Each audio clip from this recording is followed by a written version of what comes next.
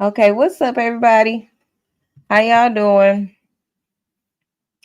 It's Lady Isis, the spiritual detective, and I am here with a message because Spirit was like, a lot of times I knew it was something that's a little different, something that's off.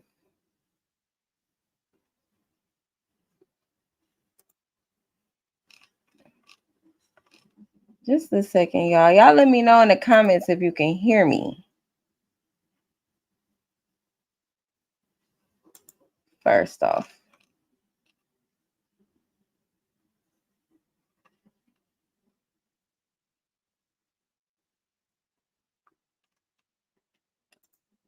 Something is Look, I ain't been on here so long. My colors didn't change and everything.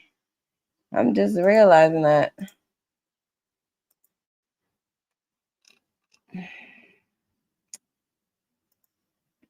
And look, I don't even have time to change this crap. Hey, Nicole. She said it's been a minute. It has. It has. It has. Hey, Krisha. Or Krisha. I think I'm saying it right. Sorry. I can hear you. Thank you, Pebbles.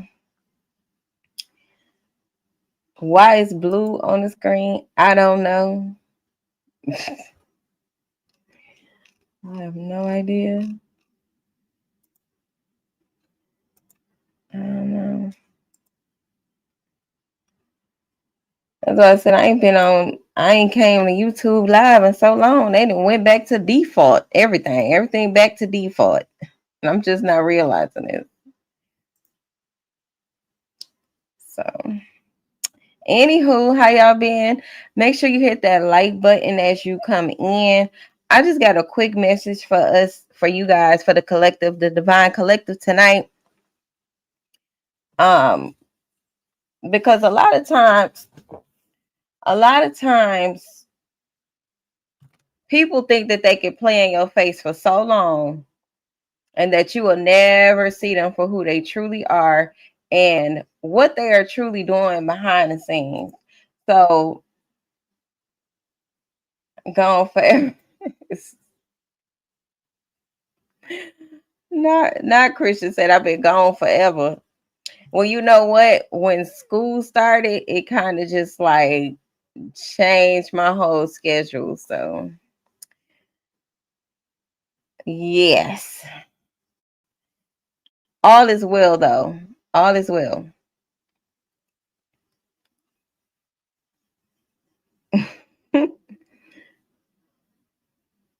So, yes, they thought you would never find out the truth.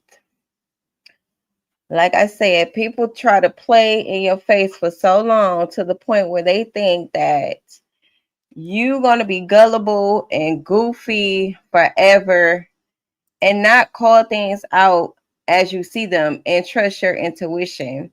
Like we're in a time right now where discernment and trusting your intuition is key. Okay, because if you don't have no discernment, if you are not trusting your intuition to guide you, then you pretty much lost. You are pretty much lost in the sauce. And Nicole say the real ones. Yes, I appreciate y'all. I do. I really, really do. Shout out to all y'all, okay? The ones that don't fold on me. Don't fold on me. Anything new in the Zayas case.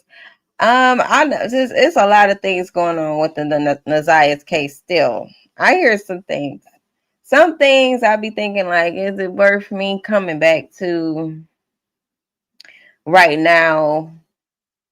I don't like the narratives that be spent, and some stuff it's not worth repeating, not to me. So there was a recent court date, you know, but this live is not technically for that. I'm gonna probably come back and we could do an update of the previous court date, you know. But I just wanted to come and touch bases with the collective tonight and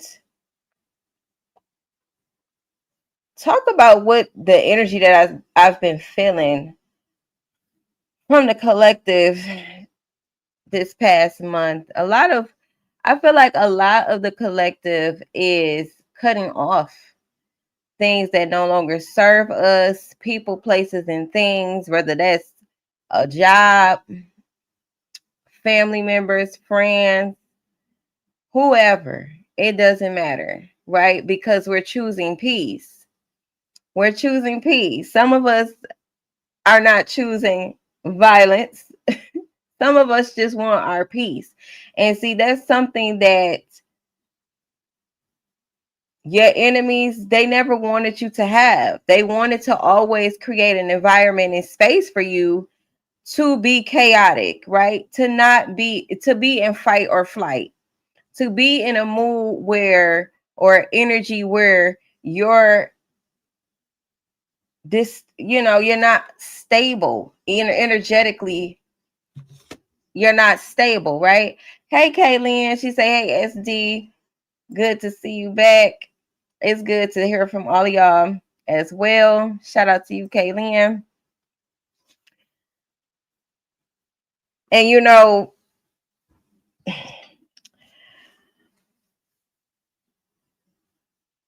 too many times have you heard about the D4 VDs? Yes and no. Like I remember seeing D4 VD. What exactly is that?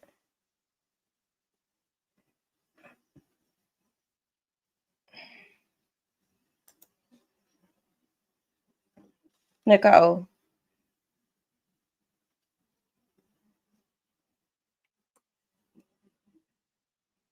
I just don't like spending no mess.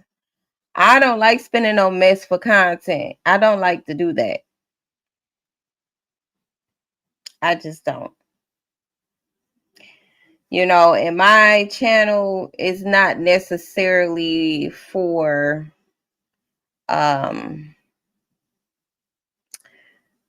crime cases, or you know what I'm saying, like I just cover things that I feel guided to cover. I talk about things that I feel guided to talk about.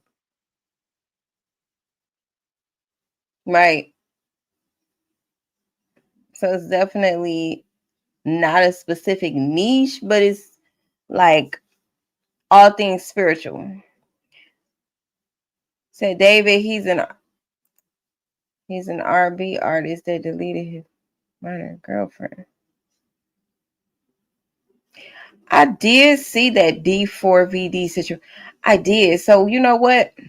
I'm gonna have to go and do a little research on it and then come back and we can chop it up about that, because I'm not fully aware of everything with that. Hey Keish. Hey Keish. All right, so yes. I don't know who needed to hear this. Somebody needed to hear this, whether it's somebody on the live or somebody that's going to catch this replay or at some point, because messages are fluid. Whenever you catch them is when you need to hear them and when it's time. But they never expected. Oh, you say it's deep enough. Okay, let me stay out the comments because I'll be going back and forth. Hey, Colette, not getting nothing said that I needed to say. Say it's disturbing and dark though. Miss you too, Keish. Miss y'all. Maya, she said, I'm nice to everyone, but you say I'm nice to everyone, but can also get extremely petty when tested. Sometimes I forget I'm almost 30. Okay. We're learning to use our words and not our hands, right? We're learning to use our words and not crash out. Things of that nature, right? We're learning to preserve our energy because that is what you need to survive right now. You need your energy. You need your energy to go in places that's going to reciprocate back to you. You don't want to be giving your energy out to narcissistic people who are full of chaos and destruction, manipulative and want to vampire on your energy, right? So we not there anymore. We moving forward from that. And even being petty sometimes takes too much energy. So you don't even want to be, you got to pick and choose if you want to be petty or not. Sometimes no response is the best response. Silence is power and golden. Silence is golden. It's powerful to just be able to sit back, detach, and observe what's happening without taking things personal. They mistake your silence for weakness in most cases, right? Because they thought that you would never find out the truth, as if you don't sit back and observe things, and you be hip to what's going on. The ones that's tapped in, you be hip to what's going on, what's said, what they don't say, they body language, being fake. And when it's time to cut their ass off, you don't feel nothing about it because you know they've been fake the whole time. They thought that you needed to have friends, that you needed to have family. At this point, titles don't mean anything. It's all about the energy, and it's all about, you know, what are you bringing to this relationship? What are you bringing? Is it beneficial to both of us, or is it just benefiting you?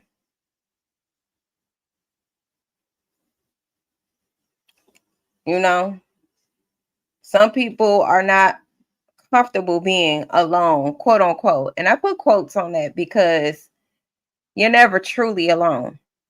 You're never truly alone. You have spirit guides, you got ancestors, you got people in the unseen realms, or spirits and energies in the unseen realms that are here to protect you, help guide you. You're never really truly alone. But people who are egotistical and depend on things outside of themselves and seek outside validation, they tend to think that everybody operates like them, and don't. Everybody does not operate like that. Some people are quite all right being by themselves in their own energy, minding their business. All the gossiping people like to do behind your back, you know, the secret competition, wanting to have a one up on you, just moving like a op, just a straight up op. They thought you would never find out and see the truth. And they thought that you wouldn't stand on it either. Somebody stood on business about them, because that's what we're doing. We're standing on business about us. I don't play about me. I don't play about my energy. I don't play about respect. I don't play about you got to give me what I'm giving you, or we just ain't gonna be doing none of this at all. And that goes for anybody. That don't just go for a relationship. That go for parents. That go for children. That go for family members. That go for a job. Like I said, anywhere that you exist, we have to be standing for something, or people are going to play in your face. People are going to think that you're gullible, that you're weak. When you don't have boundaries, when you don't have a sense of any type of limit or no resistance, like you scared to tell people no. Like we gotta practice our no. And then you gotta be okay with saying no. Like that's a complete full sentence in the discussion. No guilt attached to that. It's just no. Simple, right? But for people who are coming out of that people pleasing energy, it might not be as easy as just saying no without the guilt. So practice in the mirror. Practice telling people, hey, You can I come over there and use your wash machine to wash my clothes or whatever? Blah blah blah blah. No, just especially if they ain't wouldn't let you come and wash your clothes at their house. You want to come use up my stuff, but when it's time for me to need something for you, you ain't got it. Oh, okay. No, and be okay with that. Also, cutting people off. You cannot allow people to do whatever to you and you just think that, oh, you make excuses for their behavior, like, oh, that's just how they are, that's just what they do. But how does it make you feel? Does it affect how you sleep at night? Does it affect how you feel about yourself? If your interaction with a person does not make you feel empowered and uplifted, you probably should reconsider that connection. It's probably time to cut them off. Accept the truth for exactly what it is. No need to add to it or take away from it. You can't control what a person do, but you can control how you react and what you do. You can control, oh, no, I don't want to deal with that. Okay, I can deal with this, but I'm not dealing with that. Because why? You only can control you. I don't get offended when people show me who they are. I want you to show me who you are. It's just like with like racist white people. Like, you show me that you're a racist white person, I'm okay with that. At least I know you are a fucking racist. But to people who try to act like they're not, and I got to kind of wonder about you, them are the ones I have a problem with. The ones that don't be exactly who they is. If that makes sense. I know I just used like that example, but you know, I can respect the outright racist more than a person that act like they're not. I got a little bit more respect for that person. Not that I respect them at all, but it's like I know what to expect from you because you out loud with it. A person that hide who they is and be covert with it and manipulative and play all these psychological and mind games. You, mm-mm. Either way it go, you got to go. But no. And then when you realize how dark people can be, like mentally, how mentally challenged a lot of people are. A lot of people are psychopaths, like seriously. Undiagnosed psychopaths. And when you realize that most people that you encounter, even if they got like a normal appearing life, that doesn't mean nothing. They work the job, right? They got the cars, they got the money, they got the things, all of the things that society tells you you're successful if you have these things. But you're a psychopath. You're an undiagnosed psychopath. Something's wrong with you mentally. You know, I got an issue with that. I got an issue with that. I got an issue with that. But sorry, y'all. Some people who operate from that psychopath frequency, they don't even realize. To me, I feel like they don't even realize. I don't even think they realize how crazy they is. They think everybody think like them. Psychopaths think everybody think like them. From that limited perspective, from just this distorted sense of self. You say, "Why I'm thinking about the president when you say psychopath?" Look, because they want to, but most of society is. Most of society is. And once you see that a person is They lack self-control. You know, they're not their authentic self. They're not trying to spiritually grow or evolve or mentally grow or evolve. They think that, outside materialistic things is the biggest accomplishment, right? They want to control you. It's all about power. It's all about hierarchy, power, control, dominance. These sick, dark mind games that they like to play. All of that. It's a no. It's a no. And this is why I feel like a lot of chosen ones, a lot of spiritual beings who has the discernment, you are not quick to be in relationships. You're not quick to befriend people. You're not quick to do any of those things that will make you or put you in a position of vulnerability because of how vicious minded a lot of people are. A lot of people are seeking to exploit you one way or the other so that they can gain something from it, right? They're not genuine.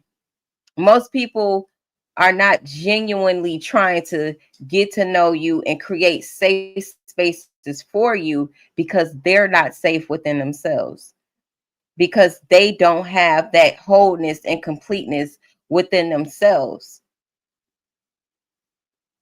So how could they provide a space for you like that? Instead, they operate from a frequency of distortions, limited perceptions, false lies, manipulation,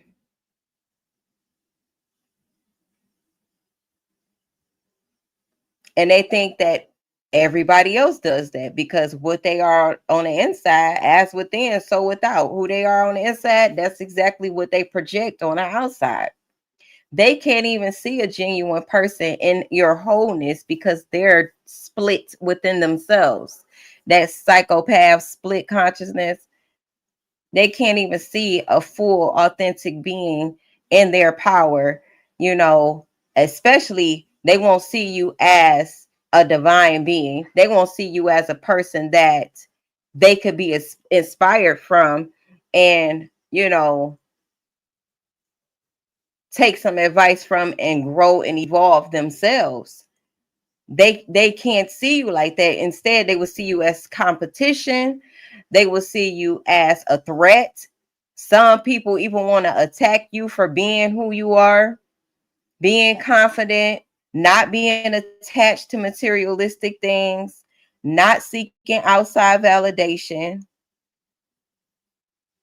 I've experienced it all. I've tried to, being in a crowd, mixing and mingling.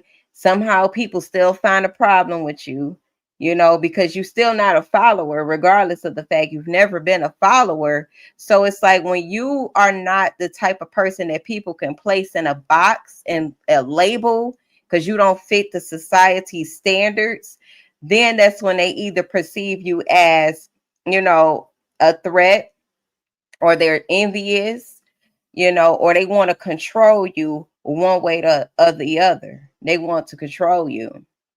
So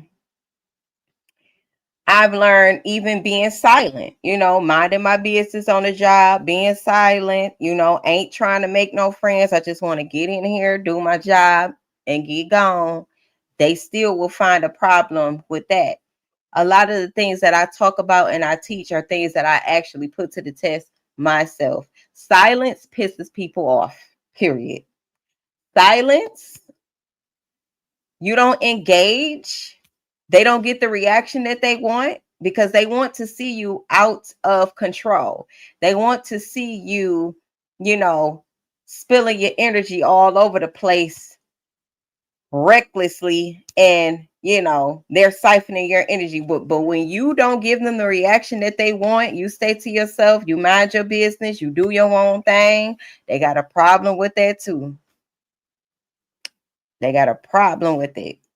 One lady even tried to fight me for being silent and being offered to myself. So I know that is real. She ain't want them problems for real. But what I'm saying is, people want to control people so bad outside of themselves. You can't control nobody but yourself. And I think this is the problem that a lot of relationships even have. When you think that it's your responsibility to control your partner, that's when you are violating that person's autonomy and sovereignty. It is not your responsibility. Even if you have children, it's not your responsibility to control them. As a parent, it's your responsibility to guide them and discipline them, but control them. No, that's not none of our. Who gave you the power to want to feel like you could control somebody else? It's the same problem we have with society. We have a narcissistic, codependent relationship, even with society. I know I just hit like 3 different things, but what I want y'all to see is that this psychopath, narcissistic, need to control is all over the place in the systems and relationship dynamics, parent-child dynamics, work employee dynamics, government dynamics. Government literally means mind control, so you could just go, you know what I'm saying? So it's like the problem that we're having at the core is the fact that we have subjugated ourselves to systems that seeks to control and dominate us. That's what a real root of the problem is. That you said, why is so many people like that these days? I wonder, Kaylin, I would say that the root cause of all of this, besides what I just said, is trauma, abuse. And most of society does not want to heal. They seek a lot of escapisms, a lot of things that take them away from the actual problem at hand. They do things that will pacify the situation. Smoke, drink, sex, shopping, all type of anything to keep from taking any type of accountability and responsibility for their own lives. Right? She said, I've always been very selective of who I let in my space because energy is transferable. And that's exactly it, because it's not destroyed. Energy doesn't die. It's not destroyed. It only transfers. So once you understand that concept of energy, then you will be more selective, like Nicole say, and you will be more protective over your energy. You will be a lot more thoughtful and conscious about where your energy is going and flowing. I'm not about to give my energy to some place, people, place, a thing that I know is not reciprocating that back to me, because now I'm losing. Now I'm depleted. Now that puts me in a stressful energy. And now what? I'm in survival mode. We trying to get out of survival mode. You want to be out of survival mode. You want to be thriving.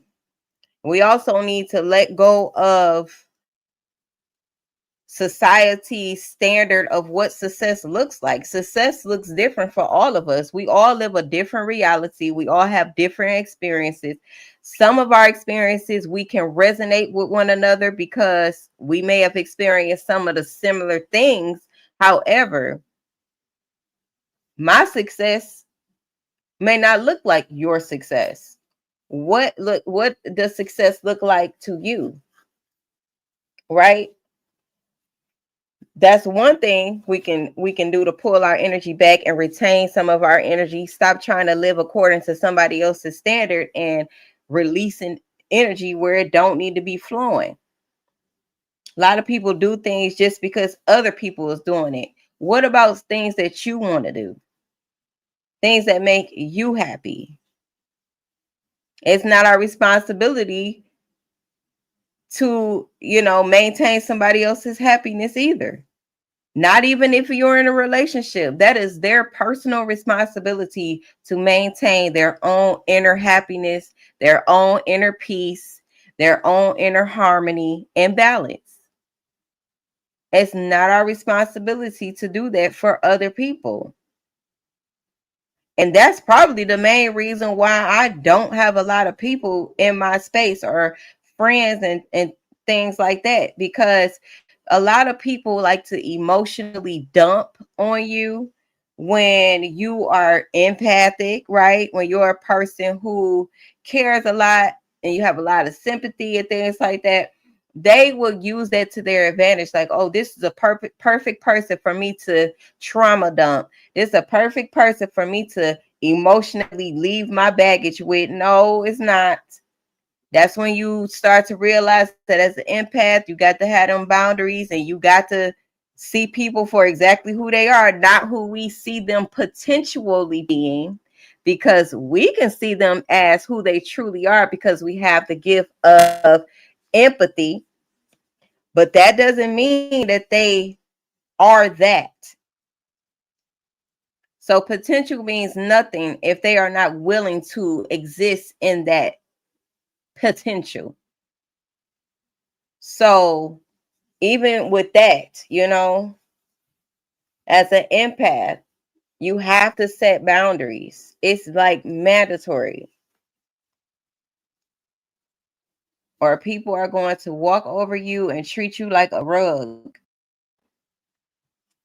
Treat you like something that they can easily replace. I know it's skipping a little bit. Try to be still.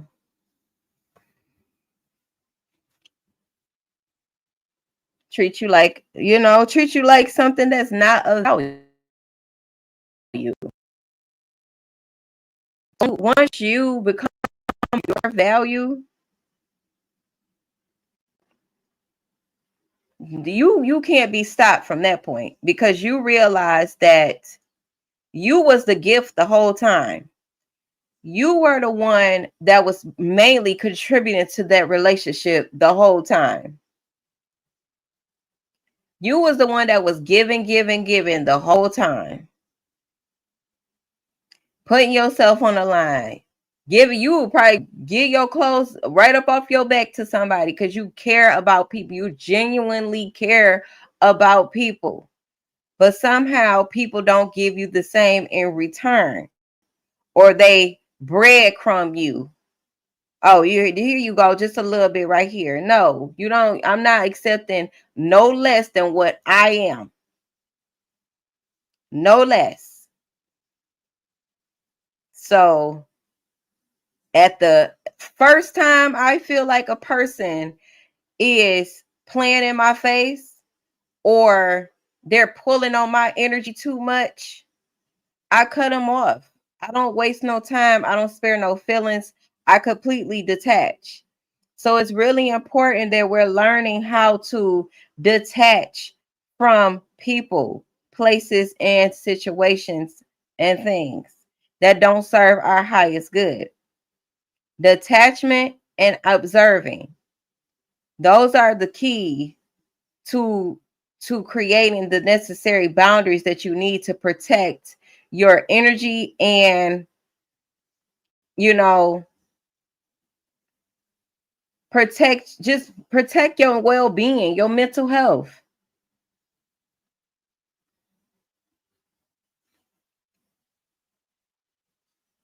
A lot of times we have a gut feeling when we know somebody is not good for us and we mistake it for butterflies, right? Or we mistake it for, oh, this is my soulmate, or this is, we try to cover up the feelings that we get, our body alerting us that no, this is not stranger. This is the danger zone situation. I need to follow my gut feeling. My intuition is telling me y'all mistake butterfly feelings for proceed. No, that means danger. You start to feel something in your stomach, in your gut, you need to evaluate that feeling. Back up from that person a little bit and think, right? You got to be in a space where you can reflect on things. And a lot of times, people who are manipulators, they want to always talk to you. They want to always be in your space and in your energy. They want to always have you in a position to where you're not able to reflect and think because they're trying to manipulate you out of something, your energy. They're trying to keep you mentally and your intuition off balance, right? So that you won't see them for who they truly are. But that goes back to our title. You're seeing them for exactly who they are. You see the truth in that situation, whatever that may be. That just took us back full circle, you know, because when you start to trust your intuition, that gut feeling that you get, it'll save you a lot of heartache. It'll save you a lot of time, energy. It'll save you, like my intuition tell me something off. I'm feeling like, I don't care who you is. I'm cutting you off. And that's just that. That's just that. Because I want people to be exactly who they are. I don't want you to change just because you're in my space and you think you need to be something else other than who you are. Right? When people just be exactly who they are, you can decide if you want them in your space or not. Right? It's like, okay, that's just who they is. They don't really serve me. So I could just dead this right here. You know, I'm not the one. I'm not I'm not going to help a person evolve. When you see the message, it's time. You know what I mean?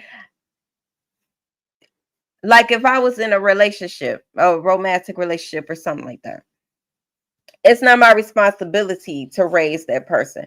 It's not my responsibility to help expand that person's consciousness either. It's not my responsibility. You should already want to evolve. You should already want to grow. You should already want to take accountability and responsibility for your own life. It's not my responsibility. And I think a lot of times in previous relationships and situations with me personally, I was pulling the relationship. I was carrying the relationship. I was the one sacrificing my mental health to, make up for the lack in that relationship and situation. I was just depleting myself, right? So we had to learn that that's not love. That's not a healthy relationship. That's not healthy communication either, right? That's not serving the collective, or that's not serving, both parties involved. If one person more depleted than the other, and one person want to evolve but the other one don't, this person want to be stagnant and you know stay in their lower self and just want to be chaotic and toxic and destructive, that's counterproductive. So I realized that I cannot be in spaces with people or sharing my energy with people that don't want to evolve, that don't want to grow, that cannot take accountability, that don't like to reflect on their own behaviors and take responsibility for their lives.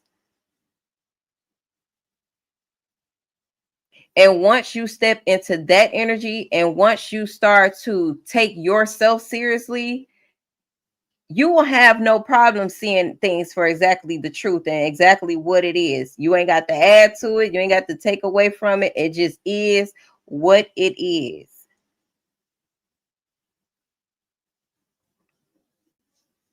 And for some people, like I say, they thought you would never see them for exactly who they was. Pull your energy back, call your energy back, cut them off, Go ghost, move away, move out. Whatever it is that you had to do to take your power back, you did it. Whatever that looked like for your situation.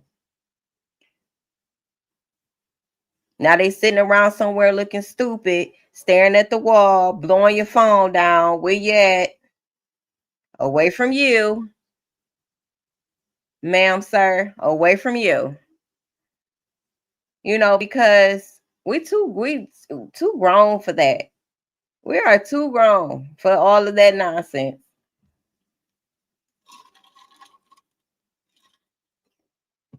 Some people just toxic. They're gonna be toxic, and that's just what it is. And then when you get into a space where it's like, okay, I'm done with this. I'm cutting it off. I'm done with you. This situation, whatever. Bye. Right.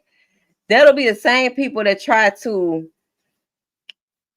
remind you of your past and I know you when you was this, and then try to like tear you down with their words like you ain't that. You trying to be something you not, because they don't know how to perceive your growth. They perceive your growth as a threat. Ultimately, it intimidates them. So now they have to try to humble you and get you in a space of feeling like guilty, right? Guilty for expanding, guilty for evolving. Hey, Miss Stacey Ray, guilty, right?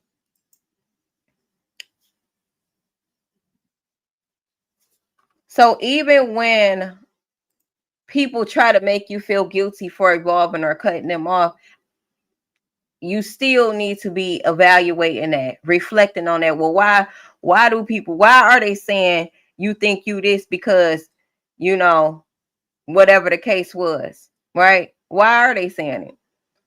And chances are it'll probably go back to jealousy, envy, something of the sort.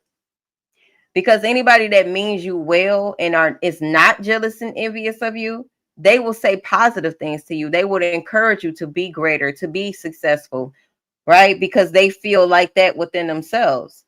I can encourage you because I encourage myself. I can see you being successful because I see myself being successful. So people can only give you what they are. It's never personal. So that's where detachment comes in and observing, right? Reflecting. When you are in a state of detachment, meaning you're good with it, you're good without it, you don't identify with it. I don't identify with money, so money doesn't make me, right? I don't identify with what people think about me, so I don't care about what people think about me. It's about what I think about me, right? So when you master that art of detachment, you're not taking what other people say about you personally, whether it's good or bad, right? Either, you say good things about me, vice versa. Of course, I'm going to receive that with gratitude, but all the things that's negative that people may say, it don't serve me. So automatically I detach from it. It's like whatever, right? So it's never personal. It's never personal. And that's exactly what the truth is. When you see things for exactly what they is, and you just take it for what it is. That's what the truth is, right? So as an empath, detachment is just as important as boundaries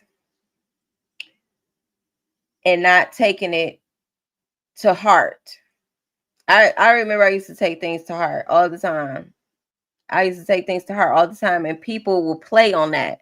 They'll see like, oh, you know, you're a kind person, or you're a person that absorbs everybody's energy, right?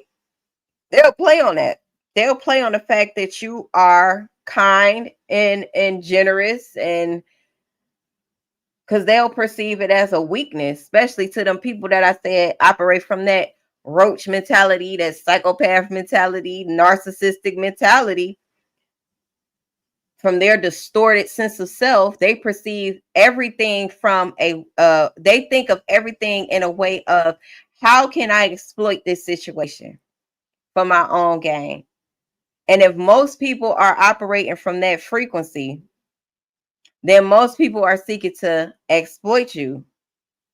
That's not me trying to say that everybody, literally everybody, but there is a small percentage of people who are truly empathic and are not seeking to exploit you.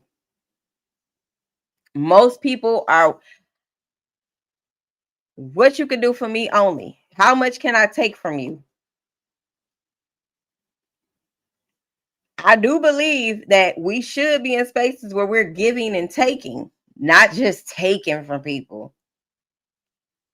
Right? But that's not how a narcissist sees it. And then you have to study. You have to read about it. Listen to the videos.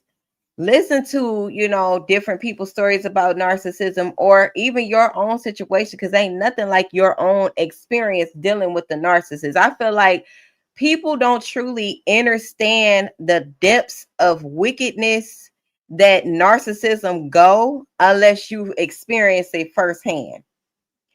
I'm not talking about, oh, they are narcissists because they full of themselves and they conceited or whatever the hell, no.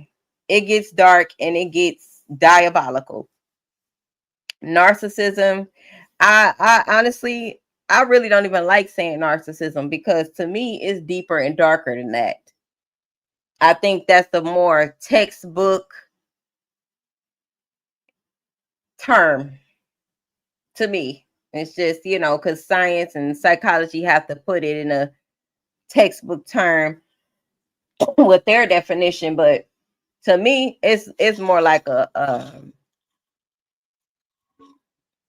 jinn or some type of malevolent force demon.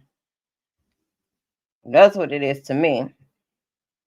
Self-serving, like it's just totally that, right? It's just all things diabolical. Narcissists, and there was somebody that asked, like, do you think narcissists can change? And it's like, the reason why I feel like narcissists can't change is because they don't see anything wrong with themselves. If they had the desire to reflect on their life situations and circumstances, narcissists will be able to change. I think that there is a overlap from, I think that there's layers to narcissism. I think that in order to defeat a narcissist, you have to kind of like adapt to some of their characteristics. You got to kind of adopt some of their mentalities too. So I think that, like, stoicism.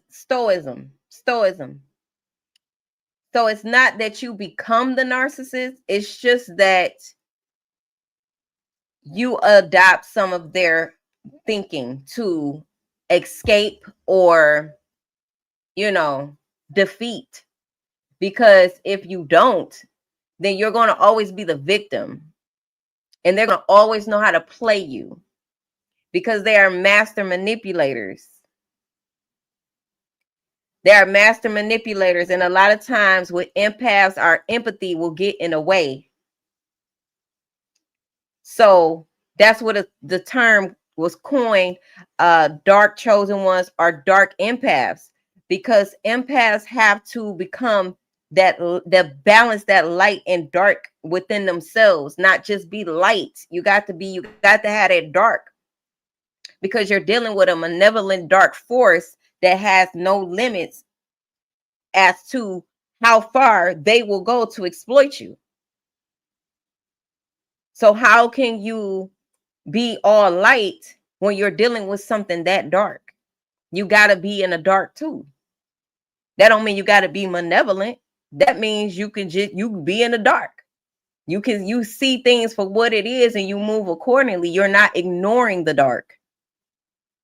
We come from the dark. Black people, that primordial energy, that force, we come from that. We should not be afraid of that. But religion tells us to be afraid of that. Right? Religion tells us to be afraid of the dark. Meanwhile, they plan on our tops in the dark.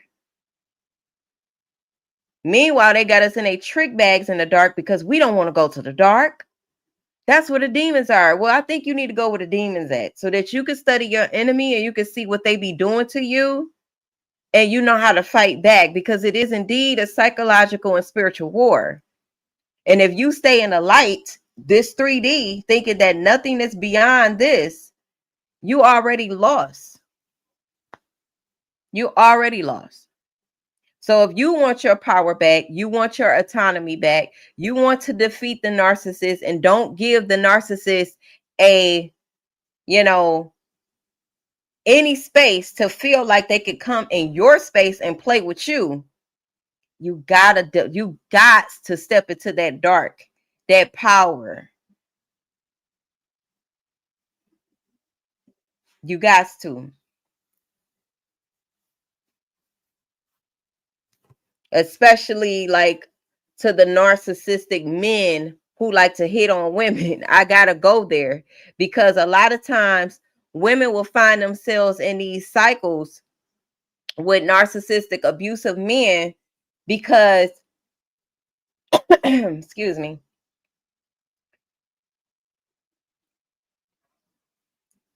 I was saying, okay, they'll find themselves in a cycle with narcissistic abusive men because they feel like maybe they'll change. That's not who they truly are. They're stressed out. You'll start to make excuses for that behavior versus seeing it for exactly what it is. It's dark. It's malevolent. It does not love. It does not love itself. It is a it. Okay? It's not who it appears to be. It is not the person that you think it is. It was gaslighting you. It was love bombing you. It was mimicking you. Essentially, it was mimicking you to make you feel comfortable, to let it in the first place. It is a it. So if we stay in the light and we only focus on the person that we see and what they do, right? And we don't want to see beyond what's actually the force that's operating through them, then Houston, we got a problem. We got a problem. Because you're going to always make excuses for that person because you're in love and blinded by what you see. I am more interested in what I don't see. I am more interested in what drove you to do and say what you did and said. What is the psychology behind what you're doing to me? And I was in an abusive relationship. So these are the questions that I ask myself. What is it about me that is allowing this it to feel like it can play with me like this? Or it can abuse me like this? What is it about me? Oh, I didn't have no boundaries. He felt like because I was staying with him that I was okay with being abused. So if we take that concept and apply it to every relationship, people treat you accordingly to how you allow them to treat you. If you allow people to disrespect you, use you, abuse you, manipulate you, when you know it's off, you feel it's off, you should leave, but you give them chance after chance, you give them the benefit of the doubt, ain't no more benefit of the doubt. Ain't no more people pleasing. Ain't no more none of that. Step into the dark. Step into your dark side. So you will feel quite all right setting boundaries, no guilt, because people choose to do exactly what they do. They did what they did to you, and that was a choice. Don't make an excuse for it. It is what it is. Right? Don't make excuses for people treating you poorly. Ask yourself, why do they feel comfortable treating you poorly? Have I allowed them to play in my energy for too long? Yeah, more than likely. I give grown people, grown ass motherfuckers, one time to play with me. Really a half of a time. You get half of a time to teach your way over here thinking you finna play with me, and you gonna be sadly mistaken.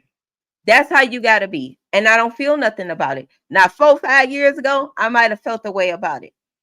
But if I could cut off my own mother that birthed me, that I now refer to as my earth mother, no hatred there, right? No bitterness there. I just see it for what it is.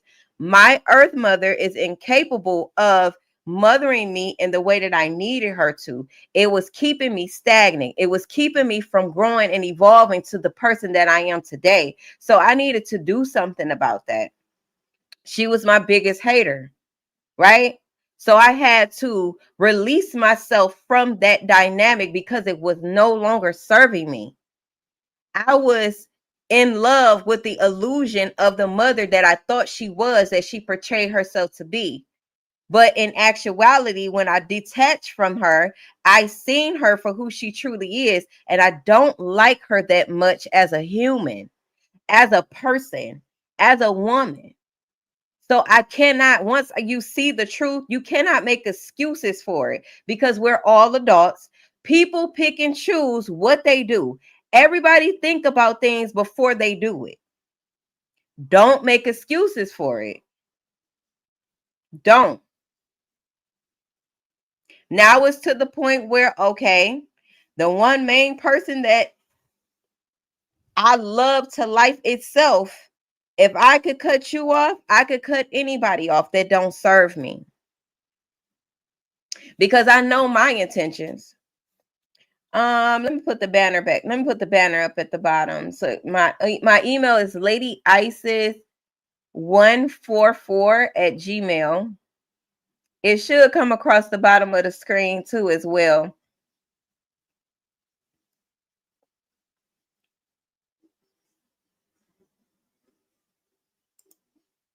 But yeah, if you could cut off people that you grew up with, family that call themselves family who don't really act like family, and you know they don't. You know they don't act like family. I was never with the okey doke. I was never with the sweeping the shit under the rug. I was always with the shits. Like, okay, we're not going to act like we weren't just arguing 2 days ago, and then you want me to come over here and act like shit sweet, like nothing never happened. We never reached a resolve, right? And that's the issue that I have with my earth mother, my earth family too. Nobody wants to take accountability. So what am I to do? Sit around and wait for you to take accountability? Hell no, I got shit to do. I got kids to raise. I got places to go. I got new people to meet. I got messages that I need to get out. I have a life to live.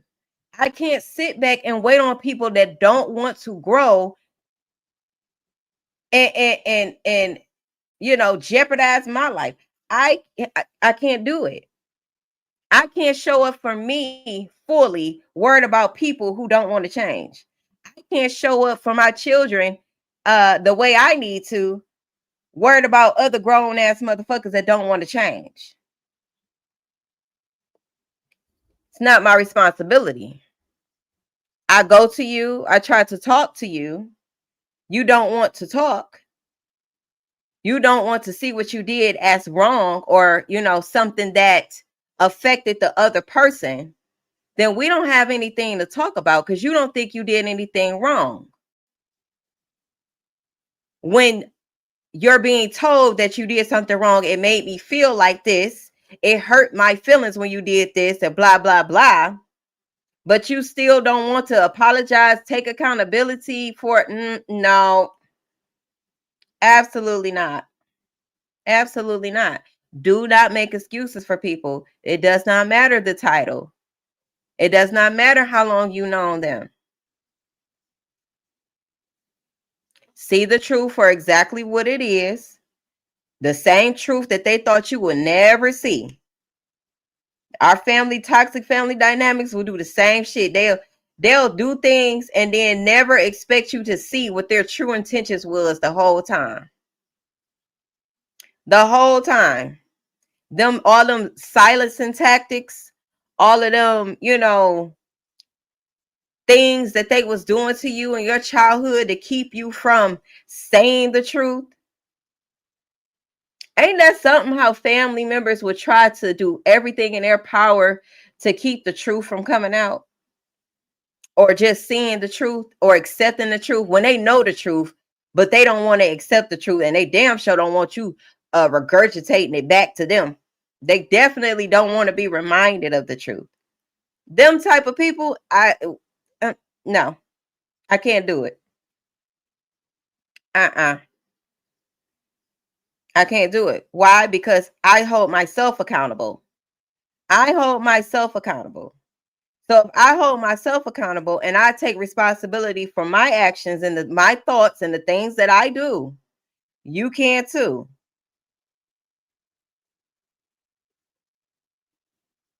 I don't want to be in, friendships, relationships with people where both of us are not reflecting and growing together. That to me is what love truly is. Love is when you can take accountability, responsibility, reflect, and grow. That's what love is. That's the element that a lot of families are missing. That's the element that society is also missing. Relationships are missing that element that is critical to spiritual growth. And it's always the churchgoers, the ones that like to go to church every Sunday, all throughout the week, ain't growing spiritually a lick.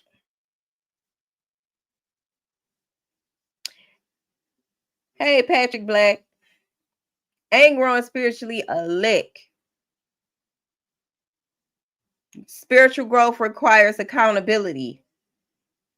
Go to therapy. You'll tell a narcissist, hey, you want to go to therapy? I offer my Earth Mother therapy. Hey, we could go to therapy. Don't even respond. They don't even want to respond to therapy. They so scared of growth and they so scared of taking accountability because they gonna have to see just how dark and wicked they truly are. Narcissists don't want to see their real selves. They know it's ugly. They know it's diabolical. They know this. So why should I sit back and deal with your diabolical ass? I think not. Why should I sit back and lay down like a rug?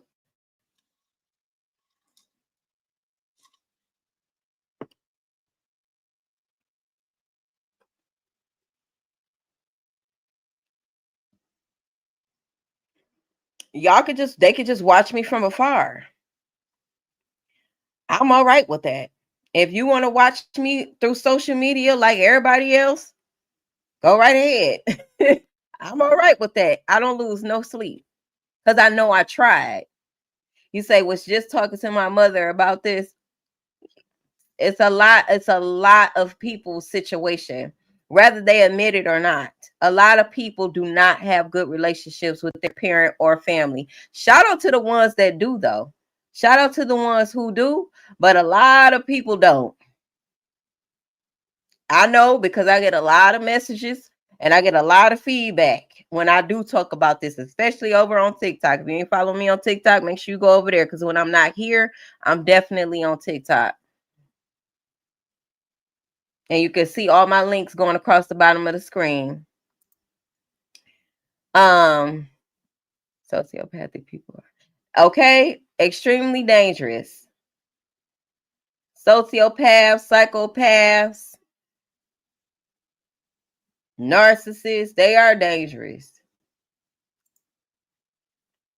Said church is a system to keep you in spiritual deficit. Absolutely.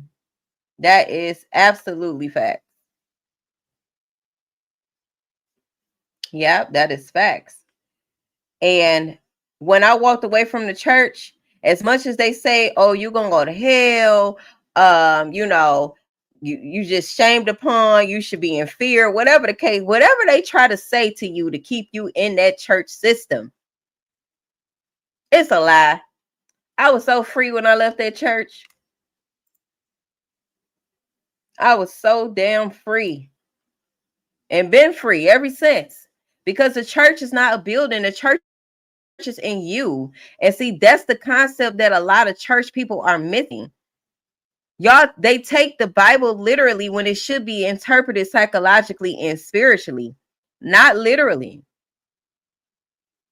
You are the church. The kingdom of God is within.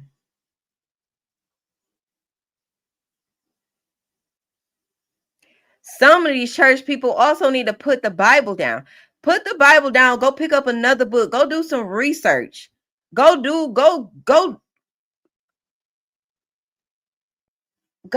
You know what I mean? Like go. Go do some research on other things. Go read the you know what? I suggest go start with psychology. Go study the mind.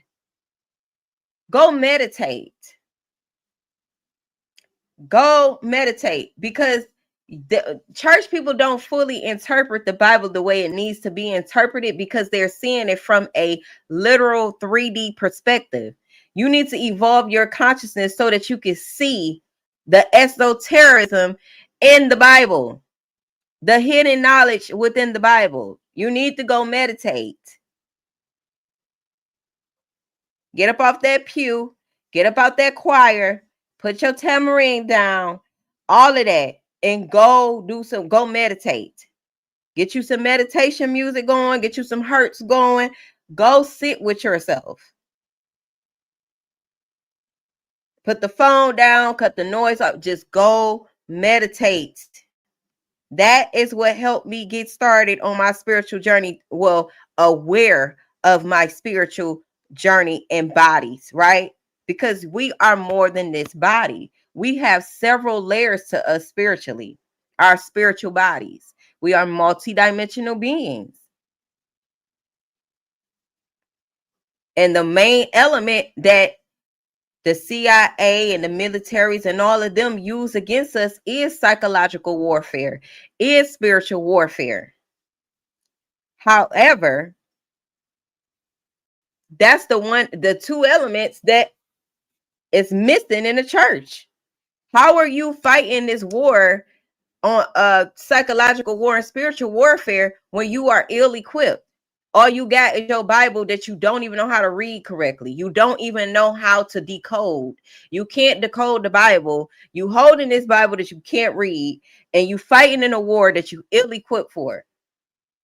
Go study what these scientists are saying about psychology. Go start there. Go listen to what they think about your mind. Go read about it. A lot of the documentation is on the CIA government website. Go read it. Go search. Even in the Bible, it say seek, seek. Okay? Seek means you got to do the footwork. Going to church and reading the Bible ain't enough. Especially when they just created that religion 2,000 years ago. You got to go far beyond that. You got to go beyond that. You got to go back to the root. And that root is the divine feminine.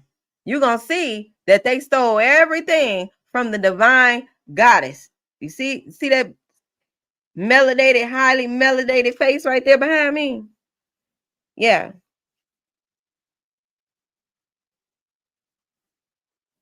So we got to stop, you know, don't take what I say as truth. Go look for it yourself.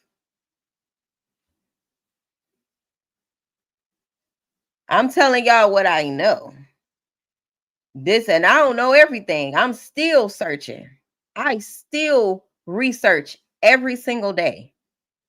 I am studying, reading something. You have to do this every single day if you want to continue to evolve and reclaim your spiritual body, right? Your emotional body. All of these things work together. Your mental state affects how you perceive this 3D realm, how you think, and what you experience. We are all co-creating our reality, whether you know it or not. We are all co-creating our reality by way of our thoughts. What you're seeing right now and experiencing is from previous thoughts already. Let that sink in. Let's let that marinate a little bit. What you are experiencing right now is from previous thoughts. 111 is how long I've been live. I just looked up. So that's for somebody. Okay. Let me go up these comments. You say Ethiopia G's text. You said check your email, Tyra. Okay. Patrick says melanated. Yes, say I like my coffee like I like my women. Heck, okay. Let's get into it. She said, I love the black lips. Thank you. Thank you. Facts. As humans, we think in a linear way in this 4D world. Right. And it's so many dimensions beyond that, right? It's so many beyond that. So we have to get out of body. We got to get out of our mind, in a sense. You have to get radical minded in order to see the truth and to tap in with your other spiritual bodies to experience higher densities. You know, you have to do that. You have to do that because it's important. You got to save yourself. Nobody is coming to save you. Not a Jesus, a nobody. Jesus is a concept. Jesus was showing us how to obtain higher consciousness. Where did Jesus go when he went away? He went to the east. He went to learn esoteric knowledge and occult knowledge. He went to learn about spirituality and higher consciousness. That's where he went. And then what? He became new, a renewing of the mind. Nobody died on the cross for you.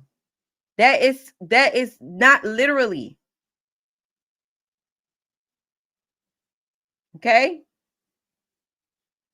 You are supposed to die. Your ego is supposed to die. You're supposed to rise again. What does that mean? You go down. You go down your root chakra. You got 7 chakras in your body. Main chakras, anyway. It's more than that. But you go down. But so you can rise back up. You got to go down to that root chakra. Heal. So you can rise back up and activate all of your chakras so that your what? Your mind, you will become light. Light body. Right? I forgot the exact scripture, but I know what I'm trying to say. What's the scripture, y'all? Let me see if I can find it. It's like your mind. Hold on. I can't think of the exact scripture.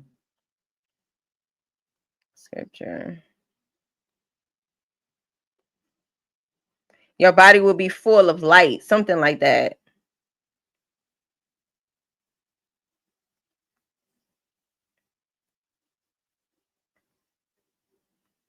Body will be full of light.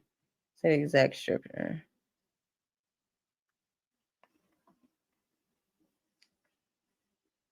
It says the lamp of your body is your eye. It didn't say eyes, it said eye. It's talking about your third eye. If your eye is healthy, your whole body will be full of light. Healthy.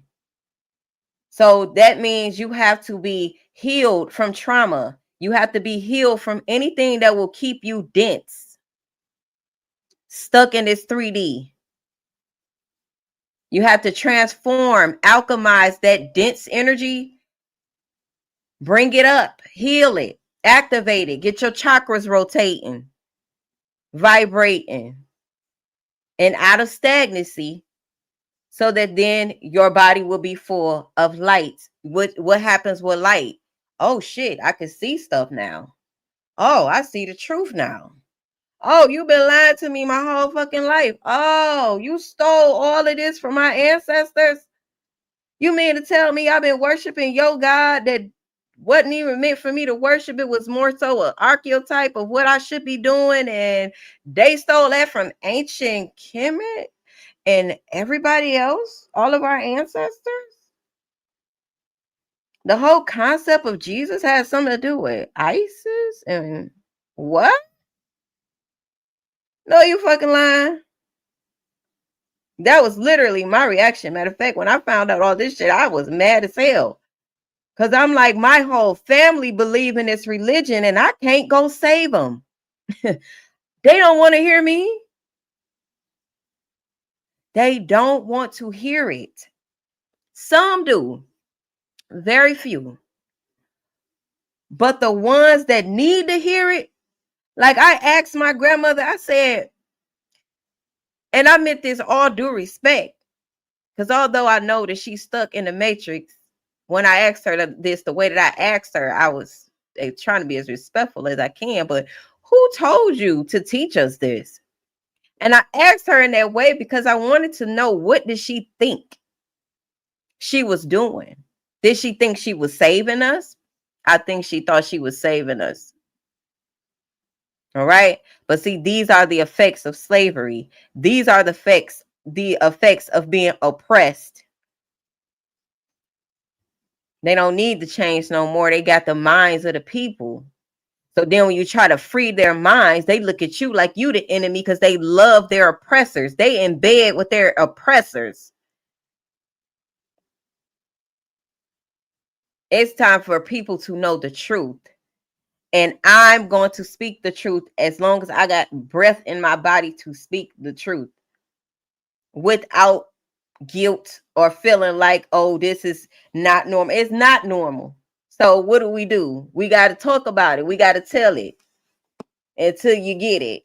And no, we ain't going to be able to save everybody because some people like my grandma don't want to be saved. She said she ain't never going to stop believing in Jesus. Well, right on, sister, do your damn thing because I ain't the one to stop you.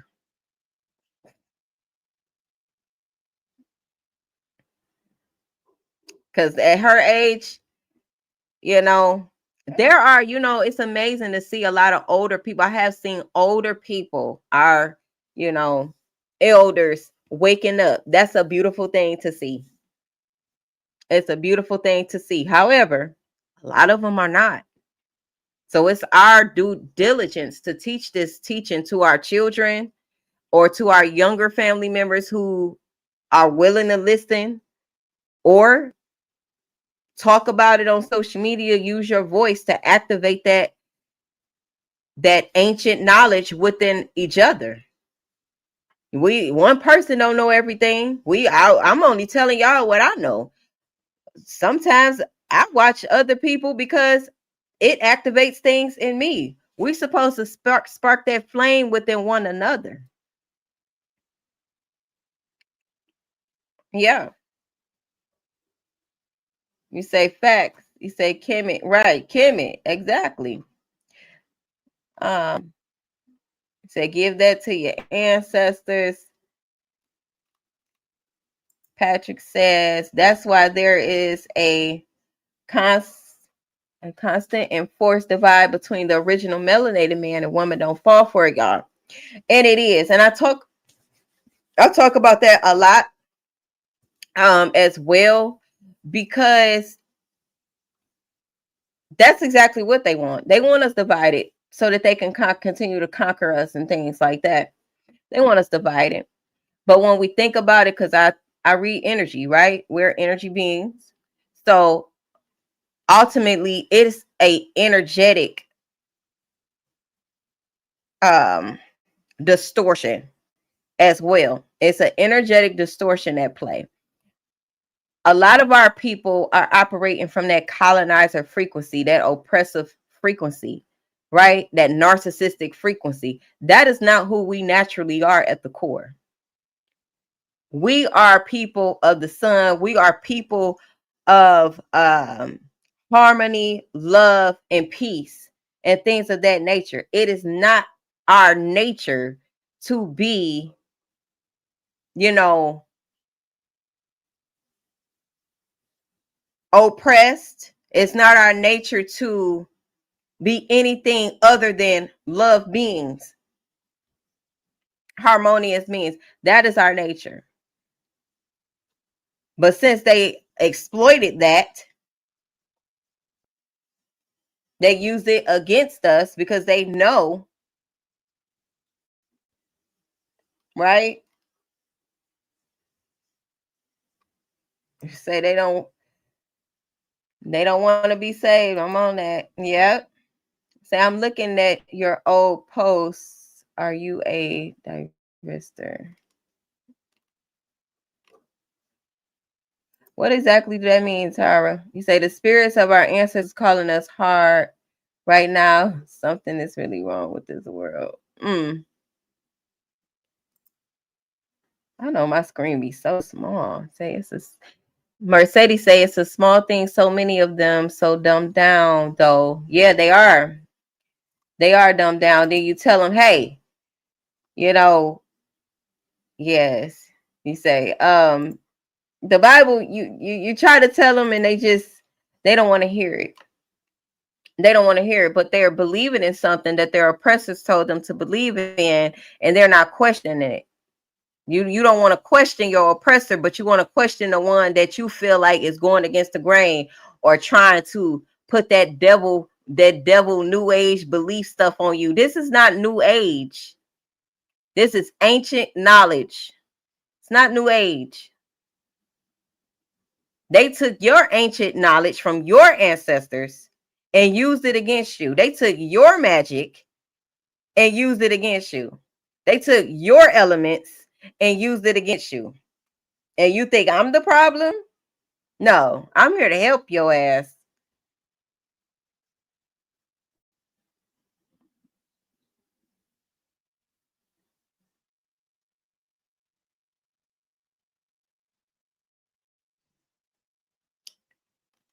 I'm here to help you. Tyra, what are you talking about? You say you're talking a good game, but Diddy, like what? I'm not talking about Diddy right now. What is that noise? Hmm. Yes, y'all. So there's a lot that we have to unpack and unravel. Oh, it was something else that I was Patrick, look, I'm not even about to respond to that because like what? Stop. We're not talking about that. Stay focused. Stay focused, okay?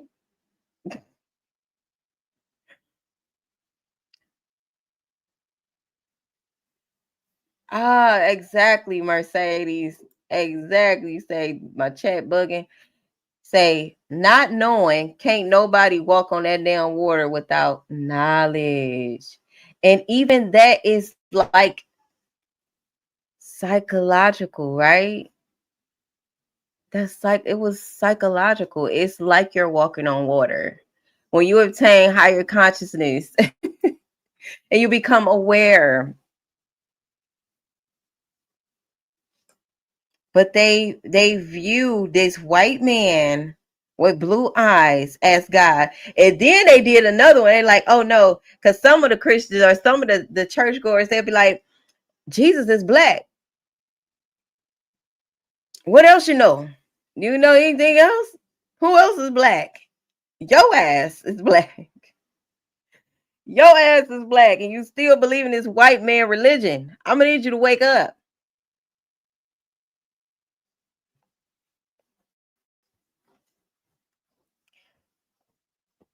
Say, was Jesus a great magician? You could say that. You could say that. Magician is also could be a shaman, a magician could also a shaman is the same as um a mystic. You know, it's all the same. That's a person that knows the language of the universe, right? That knows that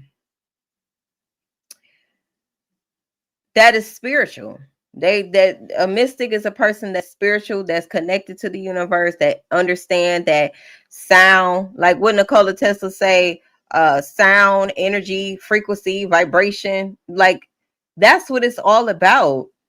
We didn't even have language. The very language that we speak out of our mouth was given to us by the white man by force to make us use our words as spells against ourselves. We were sound people. We sound. Our language is sound.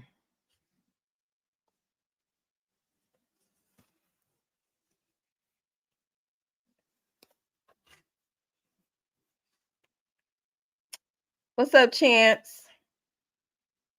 You say your ass is black rolling. Like, yeah, like you black too. But a lot of our people operate like the colonizer and the oppressors, the white man. They don't know who they are. They're still looking for their identity because they've been bamboozled and tricked up out of it. Every way that the white man could have exploited us, they did. From our language to our to us wanting to be some of our people wanting to be them, from society, slavery, all of the things, from our natural way of communicating with one another, our harmonious relationship we had from between a male and female and child, our sense of family, they exploit it. But yet we argue, we fight with one another when the true enemy has been a white man the whole time.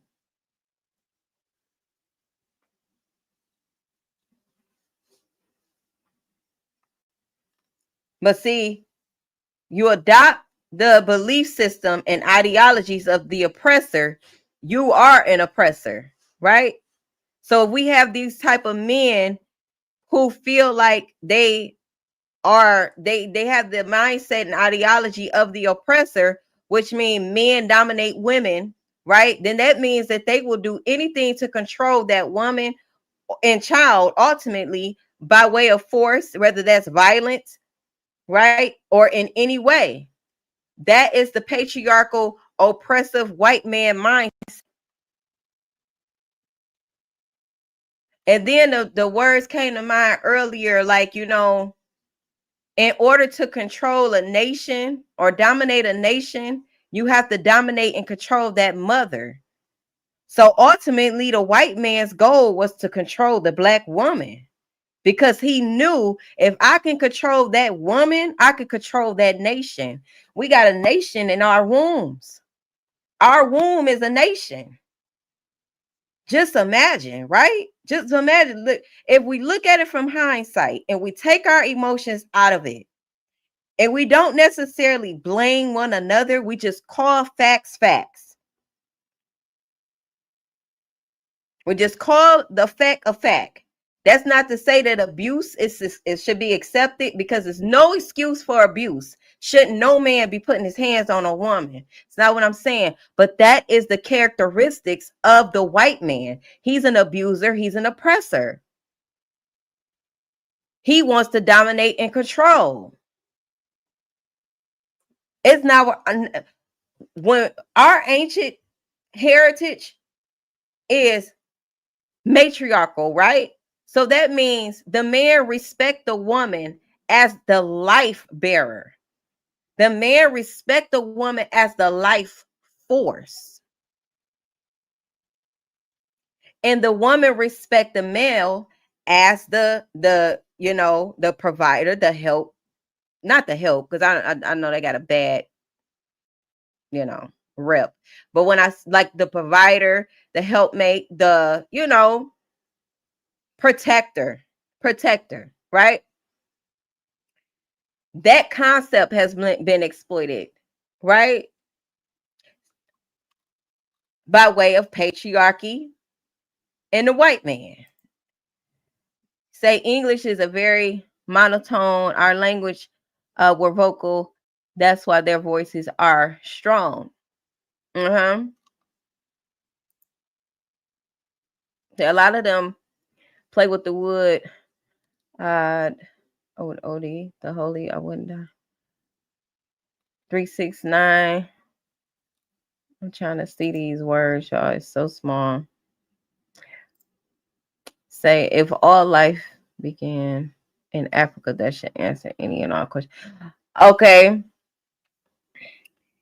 That's another topic, but I will say this, that we were here first on the United States. The lands of the United States, our indigenous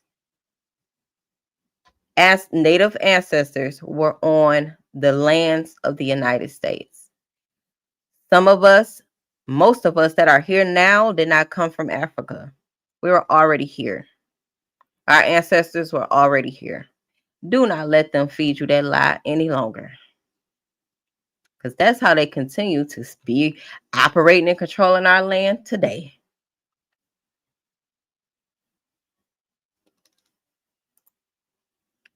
Say yes, they have their colonizing mindset, white man and white woman. Yeah. Mercedes says, our language was hand signals and pigeon lingo was also taken from. Yeah, I could believe that. And even me just observing like my daughter. And I told y'all a lot of things I just put to the test because I want to see for myself. Children, when they're born, right? It's not the words that they use to communicate. It's the tone in which you say what you say to them that they understand. It's the music that they understand. My baby was learning sign language on her own before she spoke words. That's how I knew words come language. The English language is not our first form of communication. It's not. I seen it with my own child.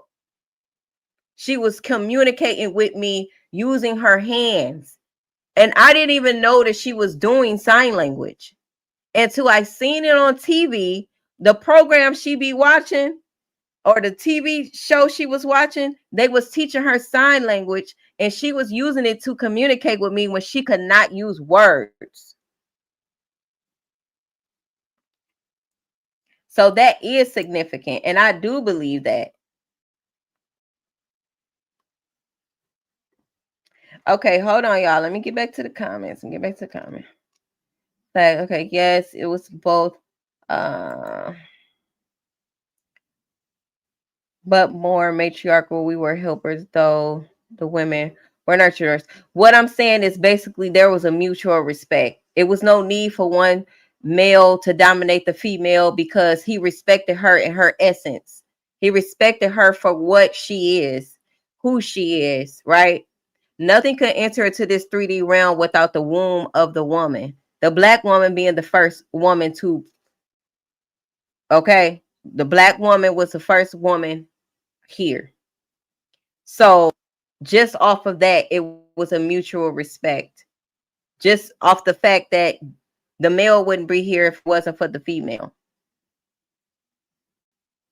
Or vice versa, if you want to look at it like that. But it was a mutual respect. Say Africans are everywhere. Say agreed, not all of us were just migrated over here. In fact, from the research that I've discovered, they actually took some of the people that were here on the United States land over to Africa. Okay.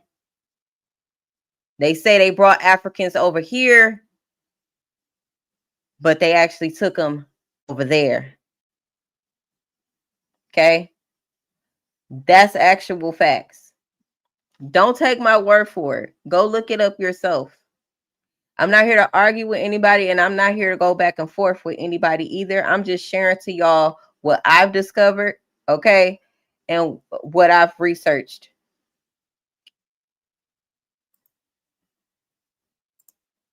That's it. Say yes. You say mutual respect between genders is very true.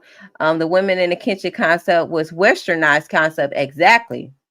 And me on my single journey, I realized that a lot of what patriarchy tells the woman that she needs to be doesn't resonate with me.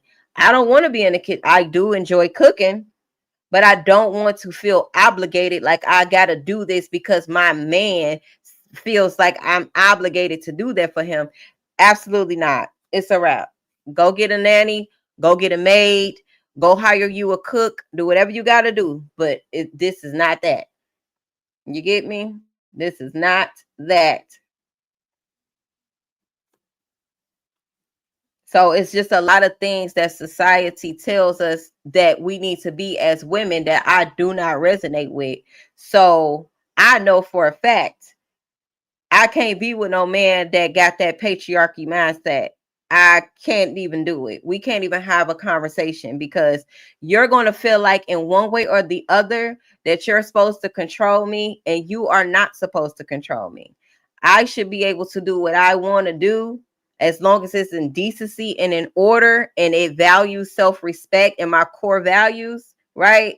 Other than that, I should not have to feel like I'm walking on eggshells, pins, and needles because it makes you uncomfortable and in your manhood. Men are supposed to have self-control. They supposed to respect their autonomy and their woman's autonomy. Okay, as an individual human separate from him. I am not your shadow. I am not your you know, I am not none of that. I'm not none of that.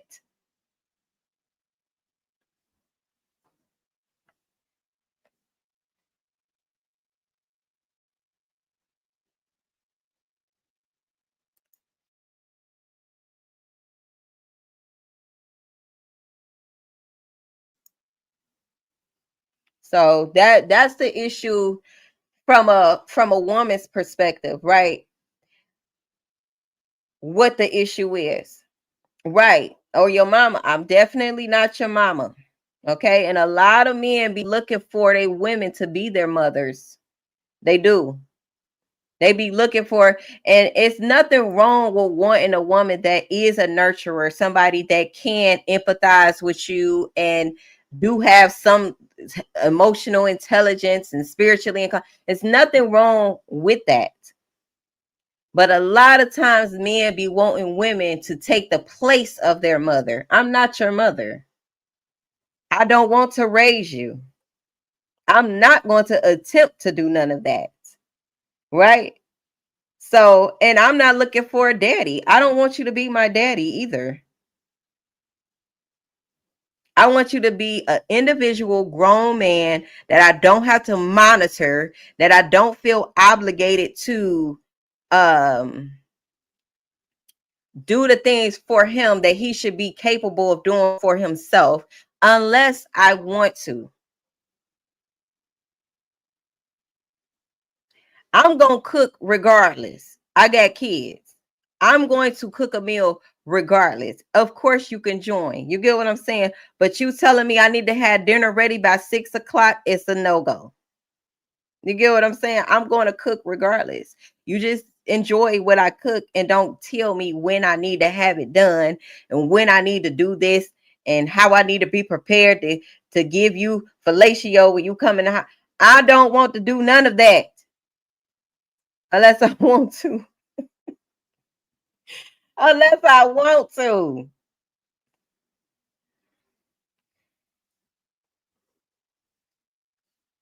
Say facts, these dudes are weirdos. Dudes are weirdos. Be a man. Stop looking for a guardian when that's your role. Exactly, Patrick. Exactly.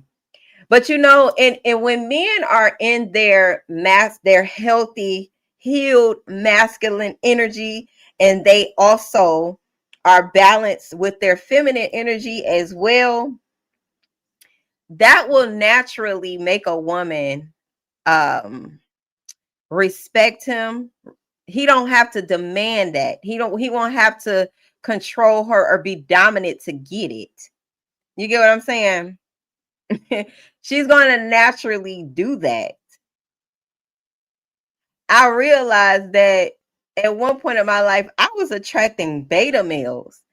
I was attracting niggas that I felt like I had the mother, like he was my stepson.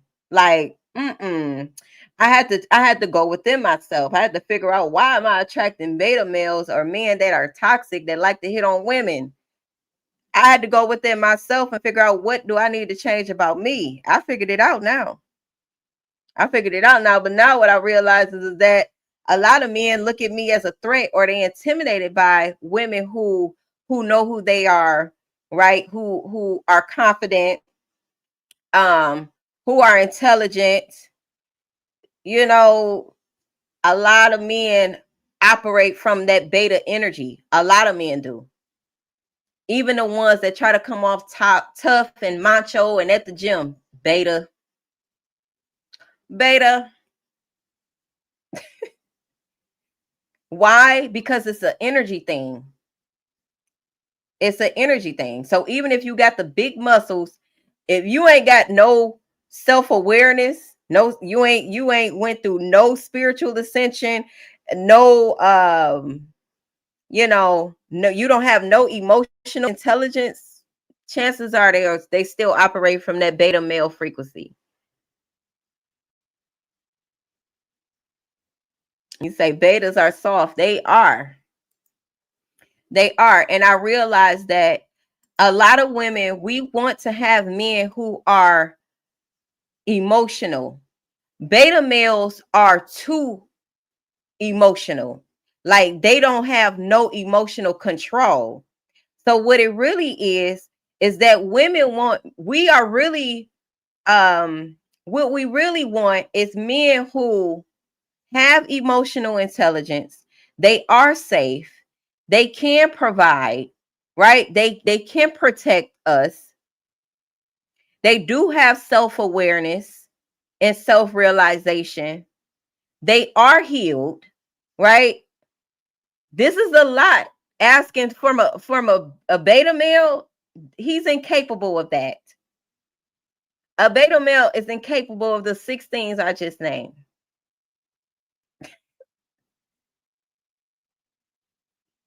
Right, because it's not about being nice, Patrick. Right.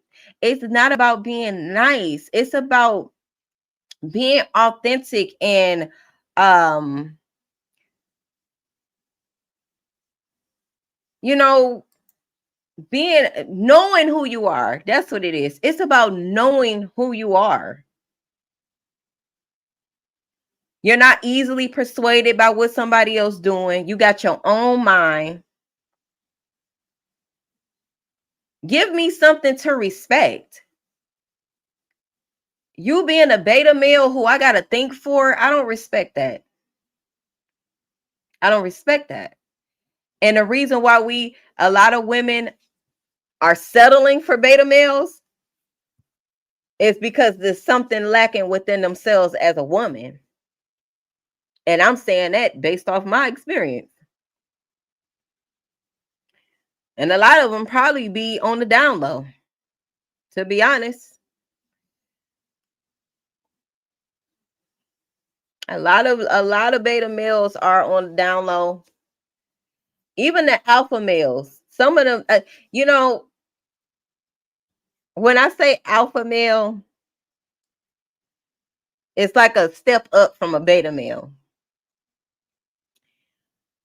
The term that I like to use for a man who is whole within himself and know who he is more like a sigma or yeah, I would say a sigma. You say DL Hughley's gross. You say real betas are fish. How did they ever compare to the men? Anyway, But that tells us exactly what a consciousness of women is if they accept beta males, right? I realize that you say facts, nice guys are the main ones. I'm kind, not nice. Guys are predators. That's really good, Patrick. Yeah, that's really good. Yeah. And they're desperate. They want something, and it's like it's not safe, right? Nice guys, and that according to this definition, they're not safe.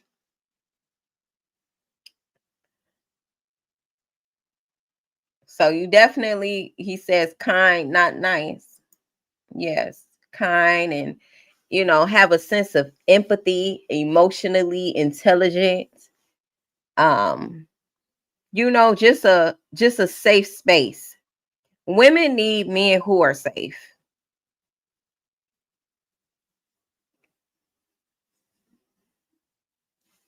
We both need to be in relationships where we're both respected.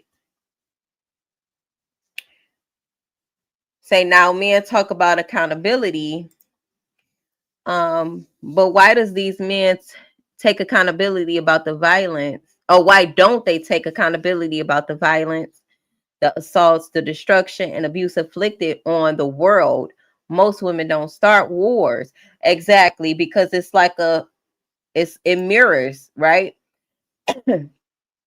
Their personal ideologies mirror the macro goddamn ideologies too. Because it's not the women that's starting the wars. It's that overinflated ego, macho man, beta male frequency that's starting these goddamn wars. That's what's going on. And they don't take accountability. They just don't. I sit and I listen to men, like on TikTok, they had a lives going. I don't do a lot of men podcasts because it's always the same thing. But when I do chime in and just listen to what they're saying, it's not even worth listening to, because it's not a lot of, and I do appreciate the men who do go live on TikTok who are holding these men accountable. I do. But it's a lot that don't. And if more men will hold other men accountable, maybe we'll start getting somewhere. Maybe we'll start getting somewhere, because it's not that women are abusive. Most men are abusive. Some women are, but if we focus on the statistics, most men are more abusive to women. Okay. Women have a problem with self-esteem, self-worth, knowing who she is, and standing tall in her power. That's the issue that a lot of women are having, the low self-esteem, the desperate energy. Men are having an issue with their egos and wanting to dominate and control everything. And then not having the mental capacity to view the woman as a individual human being versus an object.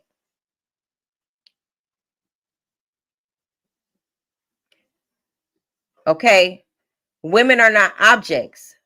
We are creators. Okay, we are life bearers. We are goddesses. We deserve to be respected, and we deserve to be protected. But how can we expect men who don't view women as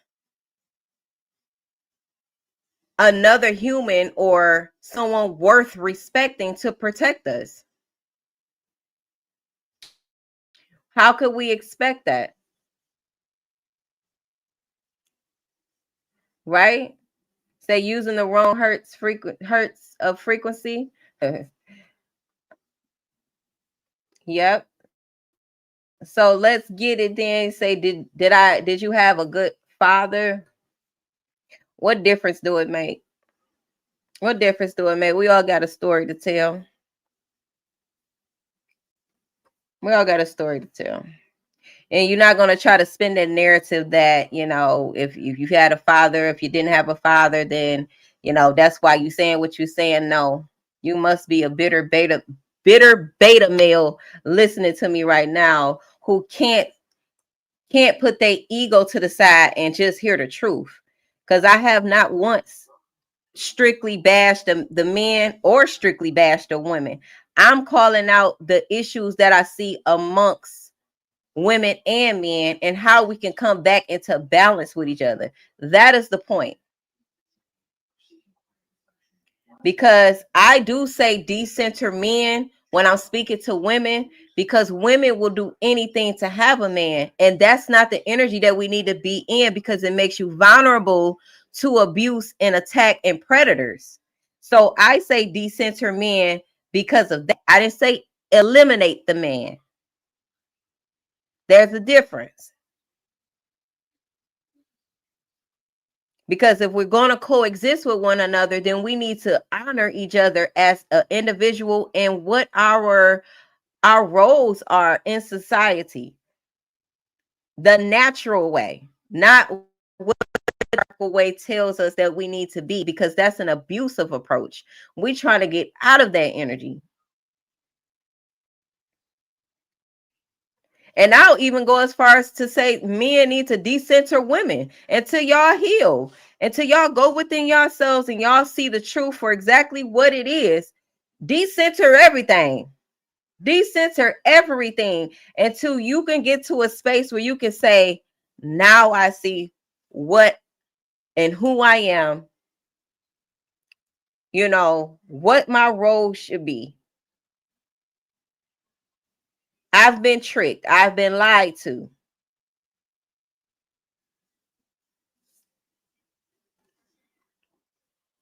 Said black women don't like to be